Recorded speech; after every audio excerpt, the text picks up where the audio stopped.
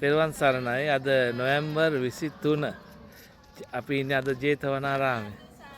තාම ලස්සන සුන්දර පරිසරයක අද අපි මේ ජේතවනාරාමේ අද තාම ලස්සනයි.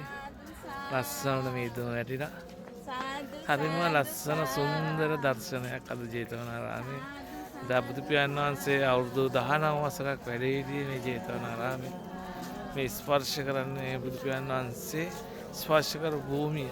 ඒ වගේම මේ ආස්වාස කරන වාතය අපි බුදු පියාණන් වහන්සේ එදා ආස්වාස කරපු වාතය මේ විශ්වයේ උන්වහන්සේ දේශනා කරපු දහම අදටත් තියෙනවා.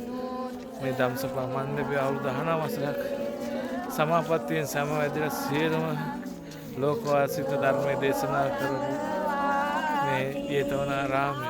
අනේ අපේ බුදුහාමුදුරුවෝ එදා මේ ප්‍රදේශයේ වැඩ සිටියා සියලුම රහතන් වහන්සේලා ආනන්ද හාමුදුරුවෝ එවම සදහැවත් පිරිස එදා බුදු පියාණන් වහන්සේ වෙනුවෙන් තැන්පත් කරපු රෝපණය කරපු ආනන්ද බෝධි අභියසට මේ රැගෙන යන කප්පු පෙරහැර අපේ විකසිත දඹදිව වන්දනා ආයතනයේ මේ ජේතවනාරාමේ හරිම ලස්සනයි, හරිම සුන්දරයි, හරිම ප්‍රියජනකයි මේ ජේතවනාරාමය.